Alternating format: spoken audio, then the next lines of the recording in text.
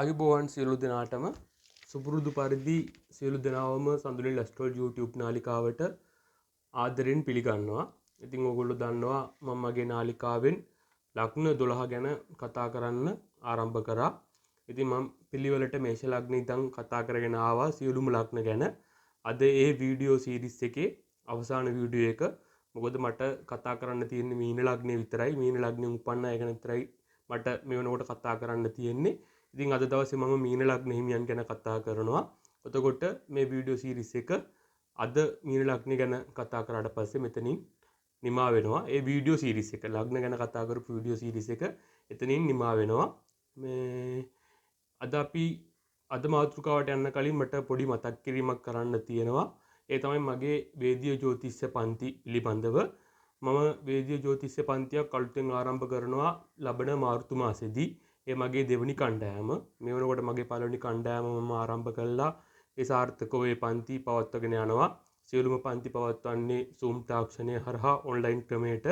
ඉතින් මේ ජ්‍යොතිර්විද්‍යාව ඉගෙන ගන්න ආස කෙනෙක් ඉන්නවා නම් ගවේෂණාත්මකව රසවත් ආකාරයට බෝරින් වෙන්නේ නැතුව ජ්‍යොතිෂයේ තර්කානුකූලව ඉගෙන ගන්න කැමැත්තක් තියෙන අය ඉන්නවා නම් මගේ අලුත් පන්තියට සම්බන්ධ වෙන්න පුළුවන්. අලුත් කණ්ඩායමට සම්බන්ධ වෙන්න පුළුවන්.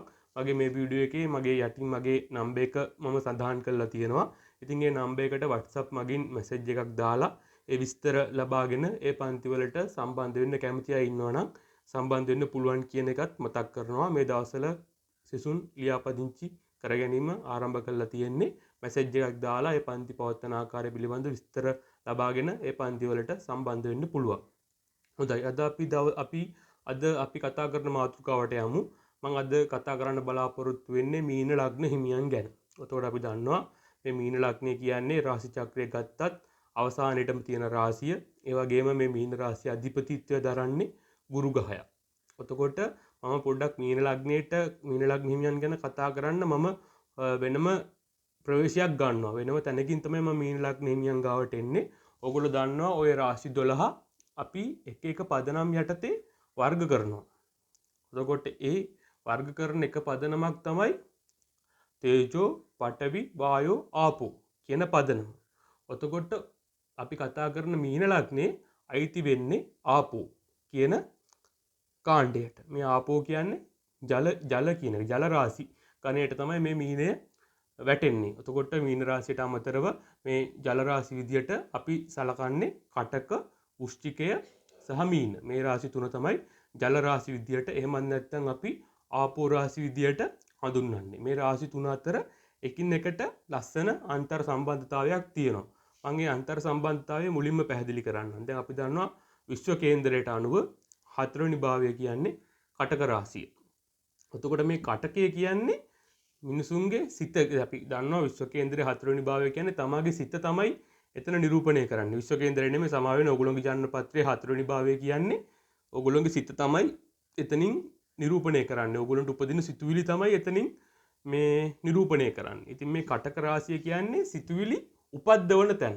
එතකොට මේ කටක ලග්න හිමියන් ගාව අසීමිත විදියට සිතුවිලි ඉපදෙනවා. නොඑක් දේවල් ගැන ඒගොල්ලෝ ගැඹුරින් එක දිගට හිතනවා.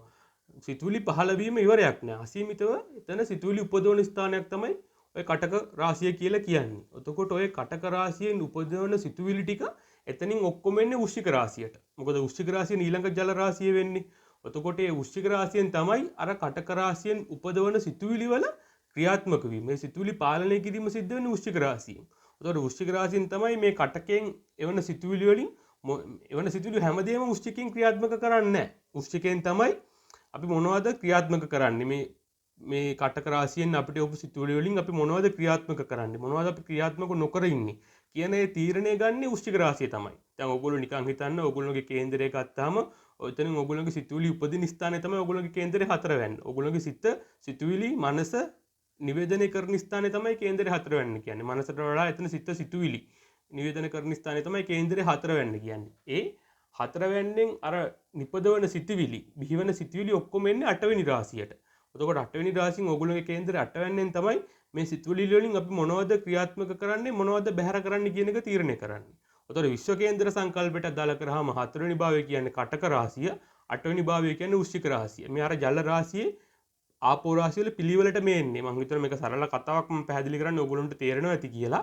ඊට පස්සේ අර 8 වැන්නෙන්. එහෙම නැත්නම් වෘශ්චික රාශියෙන් අර කටක රාශියෙන් උපදවන සිතුවිලි වලින් ක්‍රියාත්මක කරන්න ඕන ටික ක්‍රියාත්මක කරනවා. සමහරක් දේවල් සමහර සිතුවිලි ප්‍රමාණයක් එතකොට ඒ වෘශ්චික රාශියෙන් මග හැරෙනවා. අන්නේ මග හැරෙන සිතුවිලි ටික තමයි අවසානයේ මීන රාශියට ගලාගෙන එන්නේ. එතකොට එතන මීන රාශියදි කරන්නේ ඒ මීන රාශියෙන් ඒ සිතුවිලි වලට ඇලීමක්වත් ගැටීමක්වත් පෞද්ගලිකත්වයක්වත් එතන මුකුත් නැහැ. මොකද කටකෙන් සිතුවිලි උපද්දවලා වෘශ්චිකයට වෙලා තියෙනවා. වෘශ්චික රාශියෙන් උපදවන සිතුවිලි වලින් මම මොනවද ක්‍රියාත්මක කරන්න කියන එක තීරණය කරලා ඒ ටික ක්‍රියාත්මක කරලා තියෙනවා. අහගයවන ටික යා මීන රාශියට එවනවා. මීන රාශිය තුලදී ඒ සිතුවිලි වලට කිසි දෙයක් වෙන්නේ නැහැ. එතනින් තමයි මේ සිතුවිලි වල අවසානයේ තියෙන්නේ. ඒක තමයි මේ සිතුවිලි වල අවසානයේ තමයි මෝක්ෂය කියලා අපි හඳුන්වන්නේ. ඒක තමයි කේන්දරයේ 12 වෙන්නට මෝක්ෂ ස්ථානය, වැය ස්ථානයේ විදියට අපි හඳුන්වන්නේ. මම දැන් ඔය එක ප්‍රවේශයකින් මීන රාශියට ආවා. මීන රාශිය තමයි එතනදී සිතුවිලි වල අවසානය පෙන්වන්නේ මීන රාශියෙන්. මම එතනට ආවා එක්තරා ප්‍රවේශයකින් ආවේ. මම එතනට මෙනවා තවත් ප්‍රවේශයකින්. ඔයගොල්ලන්ට මම ඉස්සෙල්ලා සඳහන් කරා විශ්ව කේන්දරයේ ගත්තාම විශ්ව කේන්දරයේ 12 වෙනි භාවය කියන්නේ අපි හඳුන්වන්නේ වැය ස්ථානය කියලා. අපේ තියෙන දේවල් අවසානය මෝක්ෂය තමයි පෙන්වන්නේ 12 වෙනින්. එතන අල්ලා ගැනීමක් රඳවා ගැනීමක් එතනදී වෙන්නේ නැහැ. ඉතින් ඒකෙනුත් පෙන්වන්නේ අර විශ්ව කේන්දරයට 12 වෙනි ස්ථානය දීලා තියෙනවා කියන්නේ එතන තමයි සිතුවිලි වල අවසානය එහෙම නැත්නම් මෝක්ෂය පෙන්වන්නේ. එතකොට පේනවනේ මම ওই මීන ලග්නෙට ප්‍රවේශ දෙකකින් ආවේ. දෙකකින් ආවේ නමුත් අවසානයේදී එකම තැනට තමයි අපි අන්නේ. ඉතින් ওই මීන ලග්නේ කියන්නේ අන්න ඒ වගේ ස්වභාවයක් තියෙන රාශියක්. ඔතකොට ඕගොල්ලන්ට ඒකෙන්ම තේරෙනවා ඇති මීන ලග්න හිමියන් කිසි දෙයක් ලොකුවට අල්ලගෙන ඉන්න පිරිසක් නෙමෙයි.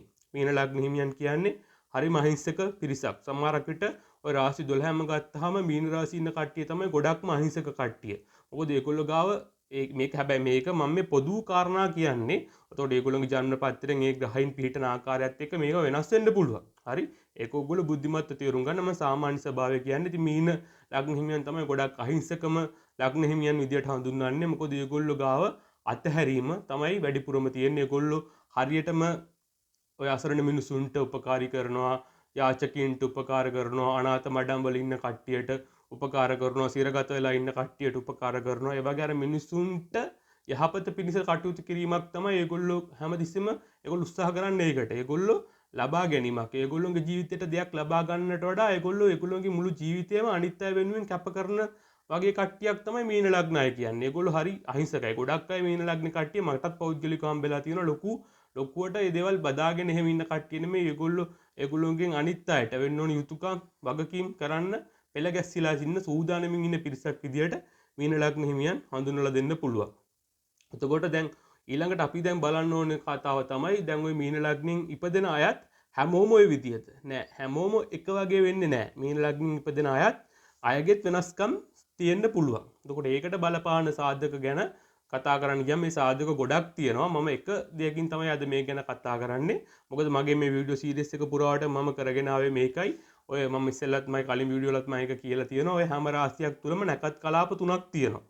මේ රාශි 12 ඇතුළතම නැකත් කලාප 3 බැගින් තියෙනවා. එතකොට මේ මීන රාශිය ඇතුළෙත් නැකත් කලාප 3ක් තියෙනවා. ඒ නැකත් කලාප 3ට අධිපතිවරු 3 දෙනෙක් ඉන්නවා. එතකොට ඒ අධිපතිවරුන්ගේ පාලනයටත් මීන ලග්න හිමියන් යටත් වෙනවා. ප්‍රධාන පාලනේ ගුරු වගේම නක්ෂත්‍ර කලාපයේ අධිපතිගේ පාලනයටත් යටත් වෙන්න මීන ලග්න හිමියන්ට සිද්ධ වෙනවා. ඒ නක්ෂත්‍ර කලාපයේ අධිපතියාගේ පාලනයත් සමග ඒ මැදිහත් වීමත් සමග මීන ලග්න හිමියන් එකිනෙකා වෙනස් වෙන්න පුළුවන් තැනක් බවට එතනපත් වෙනවා. අපි එතකොට කොහොමද හොයාගන්නේ මීන ලග්නෙන් ඉපදිච්ච කෙනෙක් මොන නක්ෂත්‍ර කලාපයටද අයිති වෙන්නේ? මොන නක්ෂත්‍ර කලාපයටද එයා වැටිලා තියෙන්නේ කියලා අපි කොහොමද හොයාගන්නේ? ඒක හොයාගන්න විදිහ හරි සරලයි. ඒක අපිට පහසුවෙන් හොයාගන්න පුළුවන් නවාංශක කේන්දරේ. එතකොට ඔයගොල්ලෝ බලන්න ඕනේ මීන ලග්නෙන් ඉපදිච්ච කෙනෙක් නම් ඔය මීන ලග්නෙ ඉපදිච්ච කෙනෙකුට නවාංශක පටන් ගන්න කටකෙන් පටන් ගන්න කටක සිංහ කන්‍යා තුලා වෘශ්චික ධනු මකර කුම්භ මීන වෙනකන් නවාංශක තියෙන්න පුළුවන්.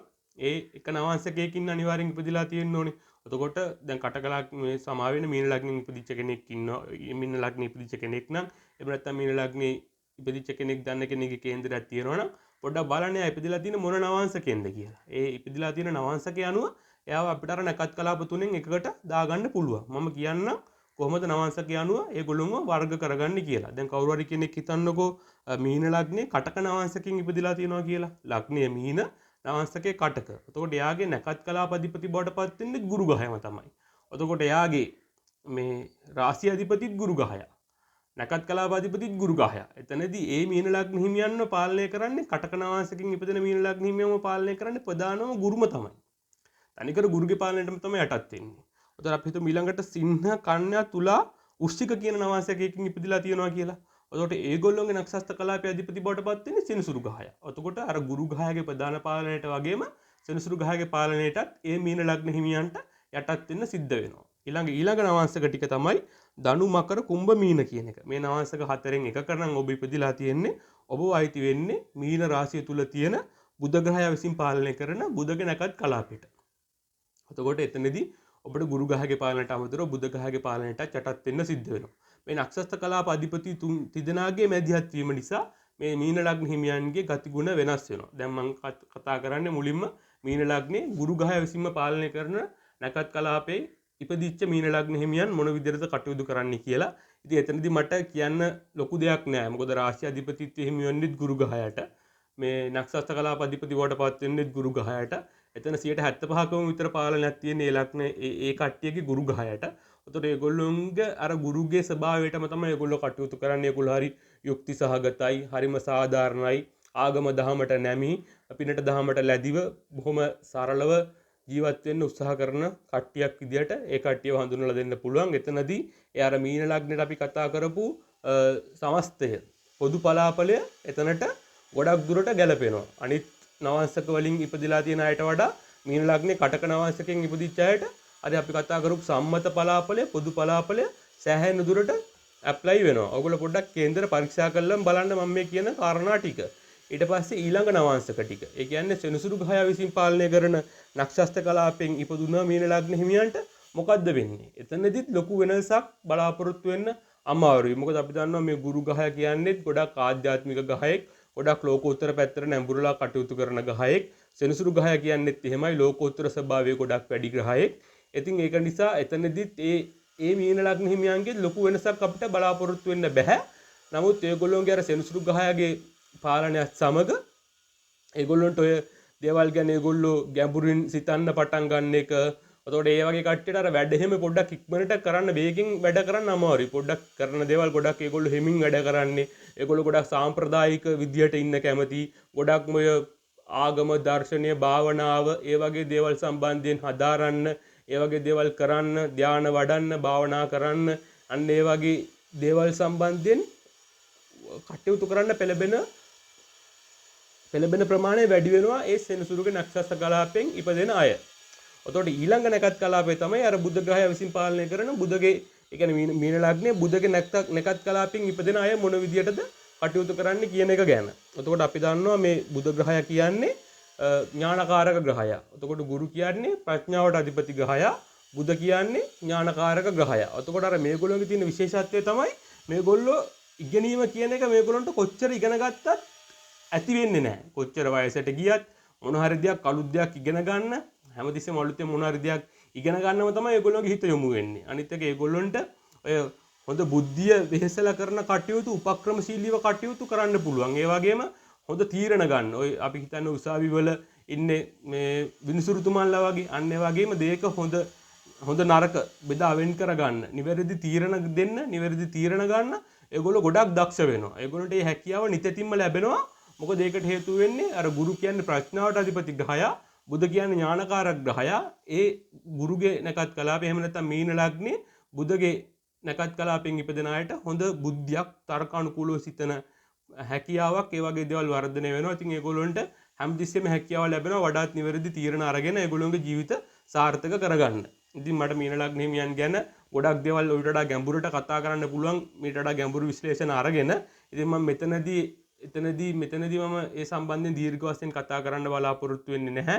මීන ලග්නය ගැන මේ ටික කියලා මම මේ වීඩියෝ එක නතර කරනවා. නමුත් මේ වීඩියෝ සීරීස් එක ඒ වගේම මේ ලග්න ගැන කතා කරන්න පටන් ගත්ත වීඩියෝ සීරීස් එක මේ වීඩියෝ එකත් සමග අවසන් වෙනවා. නමුත් මේකේ සීසන් 2 එහෙම නැත්නම් මේකේ දෙවෙනි කොටස මම ළඟදිම මගේ නාලිකාවෙන් ආපහු ආරම්භ කරනවා. මේෂ ලග්නේ ඉඳන් මම ආපහු කතා කරගෙන එනවා. මේ කතා කරපු දේවල් ටික නෙමෙයි. මොකද මම මේ හැමදෙස්සෙම කතා කරේ මේ කතා කරපු හැම දෙයකම මම කතා කරේ ඒ ලග්න හිමියන්ගේ ස්වභාවයන් පමණයි. ඒගොල්ලොන්ගේ බලය ක්‍රියාත්මක වීම නෙමෙයි. මොකද බලය ක්‍රියාත්මක වෙන්න නම් අපි දන්නවා දැන් මීන ලග්න හිමියෙක්ට හොඳ ලැබීමක් ලැබෙන්න නම් එයාගේ ලග්නාධිපති ගුරු සහ ඒ නක්ෂත්‍ර කලාප අධිපති කේන්දරේ බලවත් වෙලා පිහිටන්න ඕනේ. හොඳ රාශියක හොඳ භාවයක පිහිටලා තියෙන්න ඕනේ. ඒ වගේම එයාගේ කේන්දරය තුල හොඳ යෝග පිහිටලා තියෙන්න ඕනේ. ඒ ජන්මපත්‍රය බලවත් වෙන්න. ඒවෙන් තමයි මේ පුද්ගලයාගේ බලය කොච්චර ප්‍රමාණයක් ලැබෙනවද කියලා තීරණය කරන්නේ. මේ ඉදිරිපත් කරන මේ ලග්න 12ට ඉදිරිපත් කරපු මේ දේවල් වල තියෙන්නේ ඒ පුද්ගලින්ගේ ස්වභාවයන්. චරිත ස්වභාවයන් ගැන තමයි මම කතා කරේ. ඉතින් කොහොමද පුද්ගලයෙකුට බලයක් ක්‍රියාත්මක වෙන්න නම් එක් ලග්න හිමියන්ට හොඳ බලයක් තමගේ ජීවිතයට ආරෝපණය වෙන්න නම් හොඳ ලැබීමක් Tamanට ලැබෙන්න නම් ඒකේ මොන වගේ සුවිශේෂී යෝගද පිහිටන්න ඕනේ? ඒ යෝග පිහිටන ආකාරය කොහොමද? මොන වගේ හොඳ ග්‍රහ පිහිටීම් දෙයකට එන්න ඕනේ? ඒ ග්‍රහ පිහිටීම් කොහොමද එන්නේ කියන එක ගැන මම ඔයගොල්ලන්ට මේ වයිට් බෝඩ් එකත් උපකාර කරගෙන කේන්ද්‍ර සටහන් ඇඳලා මම ඒවා පැහැදිලි කරන්න ආරම්භ කරනවා. මේෂ ලග්න ඉඳන් පටන් අරගෙන මීන ලග්නට එනකන් තවත් වීඩියෝ 12ක් විදියට ඒ දේවල් ගැනත් කතා කරනවා. ඉතින් ඔයගොල්ලන්ට මේ ඉස්සෙල්ලාම ඔයගොල්ලෝ මේ ඉගෙන ගන්න කෙනෙක් නම් මේ ජ්‍යොතිර්ය විද්‍යාව ඉගෙන ගන්න කෙනෙක් නම් මේ කරපු වීඩියෝස් 12ම බලන්න. බලලා ඔයගොල්ලෝ ඒකෙන් මේ හොඳ දැනුමක් ලබා ගන්න, මේ අවබෝධය ලබා ගන්න, මේ ලග්න හිමියන්ගේ ස්වභාවයන් ගැන අවබෝධ කරගන්න. ඊට පස්සේ මගේ අනිත් වීඩියෝ සීරීස් එක මම පටන් ගත්තට පස්සේ ඒක බැලුවට පස්සේ ඔයගොල්ලන්ට විශාල දැනුමක් එනවා. ඕනම කෙනෙකුගේ ජන්මපත්‍රයක් ගැන. එතකොට ඔයගොල්ලෝ කිසිම ජ්‍යොතිර්වේදියෙක් ගාවට යන්නේ නැති වුණත් හැමදේම නෙමෙයි, සමස්තයම නෙමෙයි. නමුත් ඕනම කෙනෙකුගේ ජන්මපත්‍රය ගැන, මේ ජන්මපත්‍රයේ ප්‍රබල ජන්මපත්‍රයක්ද දුර්වල ජන්මපත්‍රයක්ද කියන එක ගැන ඔයගොල්ලන්ටම යම්කිසි මට්ටමකට අදහසක් ගන්න පුළුවන් වෙන විදියට මම මේ වීඩියෝ මාලාව සැලසුම් කරලා තියෙනවා. ඉතින් මගේ නාලිකාවත් එක්ක දිගටම එකතු වෙලා ඉන්න. මම හැමතිස්සෙම ප්‍රදාන් කරන දෙයක් තමයි මගේ මේ නාලිකාවෙන් මම මේ වීඩියෝස් ඉදිරිපත් කරන්නේ. ඕගොල්ලොන් මේ ජ්‍යොතිර්විද්‍යාව ඉගෙන ගන්න ආසායගේ ඒ ජ්‍යොතිෂ පිපාසය සංසිඳ වීම පිණිසම තමයි මම මේ වීඩියෝස් ගොඩක් ඉදිරිපත් කරන්නේ. මම අමාරුවෙන් හොයාගත්ත නොලෙජ් එක මම ගුරුවරුන්ගෙන් ඉගෙනගෙන පොතපත ආශ්‍රය කළා, ගොඩක් රිසර්ච් කළා, පරීක්ෂණ කළා, කේන්දර එකතු කරගෙන ඒ බලපු දේවල් වලින් මම ලබා ගන්නපු අත්දැකීම් තමයි මම මේ කතා කරන්නේ. මගේ මේ නාලිකාව පුරා මම ඉදිරිපත් කරන වීඩියෝස් වලින් මම ඔයගොල්ලන්ත් එක්ක තමයි මේ දැනුම ෂෙයා කරගන්නේ. ඉතින් මගේ නාලිකාවත් එක්ක දිගටම එකතු වෙලා ඉන්න. එතකොට ඔයගොල්ලන්ට මේ ජ්‍යොතිර්විද්‍යාව කියන විෂය ගොඩක් දේවල් ගවේෂණාත්මකව අධ්‍යයනය කරගෙන රසවත් විදියට ඔයගොල්ලන්ගේ දැනුම වර්ධනය කරගන්න පුළුවන් හැකියාව ලැබෙයි. ඉතින් මම මේ වීඩියෝ එක අද මෙතනින් අවසන් කරනවා.